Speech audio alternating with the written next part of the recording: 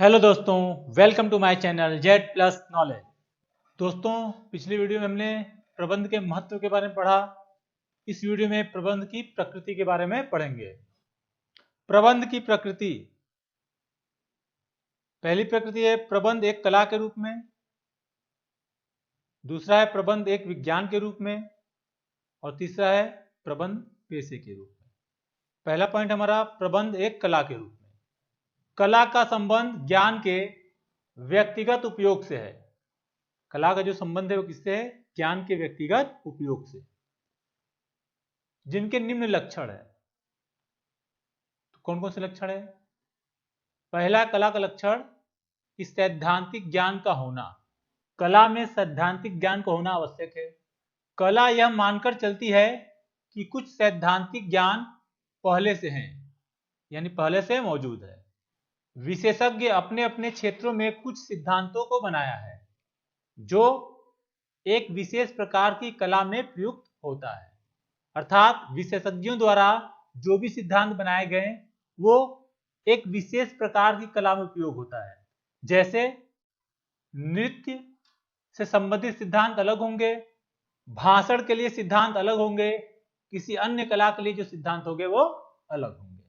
तो यह है सैद्धांतिक ज्ञान का होना।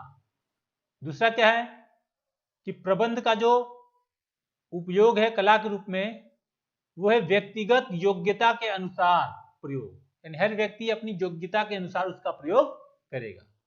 यह सिद्धांत प्रत्येक व्यक्ति के अनुसार अलग अलग होता है। जैसे यदि दो कलाकार हैं तो वो अपनी कला का अलग अलग प्रदर्शन करेंगे, और दो लेखक हैं तो उनके कार्य करने का तरीका, उनके सिद्धांत अलग होंगे। तो यह व्यक्तिगत योग्यता अनुसार प्रयोग, जिसकी जो योग्यता होगी वो उसके अनुसार उसका प्रयोग करेगा, उन सिद्धांतों का प्रयोग करेगा। तीसरा है व्यवहार पर आधारित। जो प्रबंध एक कला के रूप में किस पर आधारित है? व्यवहार पर आधारित। व्यवहारिक का अर्थ होता है हर जगह उपयोगी, जिसे हम रचनात्मक भी कहते हैं, रचनात्मकता। सभी कला व्यवहारिक होते हैं। कला वर्तमान सिद्धांतों के ज्ञान पर रचनात्मक उपयोग है, यानी जो कला होता है वो व्यवहारिक होता है, हर जगह कार्य करता है, और कला वर्तमान सिद्धांतों के ज्ञान का रचनात्मक उपयोग है। जैसे किसी संगीतकार की संगीत रचना विशिष्ट होती है, तो हर संगीतकार की जो रचना होती है, संगीत की रचना होती है, वो विशिष्ट होती है। यह इस बात पर निर्भर करती है कि इन सुरों को किस प्रकार से संगीत सृजन में प्रयोग किया गया है। अर्थात हर व्यक्ति का जो तरीका है संगीत के सुरों का सृजन करने का वो अलग अलग हो सकता है, अलग अलग तरीके हो सकते हैं। तो इसी को कहते हैं व्यवहार पर आधारित। दूसरा हमारा प्रबंध एक विज्ञान के रूप में। प्रबंध एक क्रमबद्ध ज्ञान समूह है। प्रबंध क्या है? एक क्रमबद्ध ज्ञान समूह है जो सत्य या सामान्य सिद्धांतों को स्पष्ट करता है। जो सत्य या कुछ सामान्य सिद्धांतों को स्पष्ट करता है कि यह सही है। तो इसकी भी कुछ विशेषताएं हैं। पहला विशेषता है क्रमबद्ध ज्ञान समूह, यानी जो ज्ञान होगा वो एक क्रमबद्ध में होगा, स्टेप बाय स्टेप। विज्ञान ज्ञान का क्रमबद्ध समूह है। जैसे पेड़ से सेब का टूटकर पृथ्वी पर आने की घटना गुरुत्वाकर्षण के सिद्धांत को जन्म देती है। तो जैसे पेड़ से सेब का टुकड़ा नीचे गिरा, इससे गुरुत्वाकर्षण का सिद्धांत का जन्म हुआ। इस प्रकार प्रबंध के भी सिद्धांतों का जन्म होता है।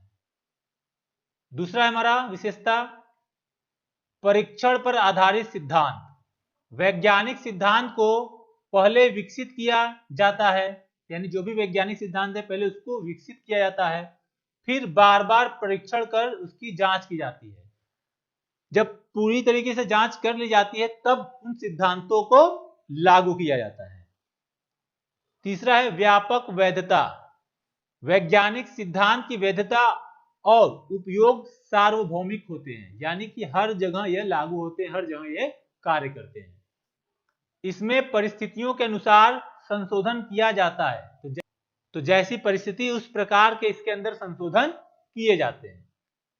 इन सिद्धांत का उपयोग प्रबंधकों को प्रशिक्षण एवं उनके विकास के लिए भी किया जाता है। तो ये जो वैज्ञानिक सिद्धांत है, इनका उपयोग प्रबंधकों के प्रशिक्षण के लिए भी किया जाता है और प्रबंधकों के विकास के लिए भी किया जाता है।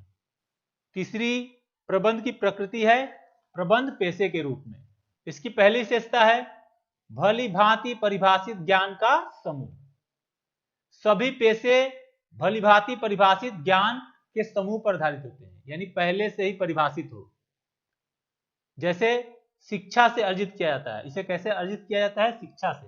ये जो ज्ञान होता है इसके शिक्षा से अर्जित किया जाता है, क्योंकि जो भी पेशेवर व्यक्ति होता है वो शिक्षित होता है, पढ़ा लिखा होता है, उसके पास विशिष्ट ज्ञान होता है।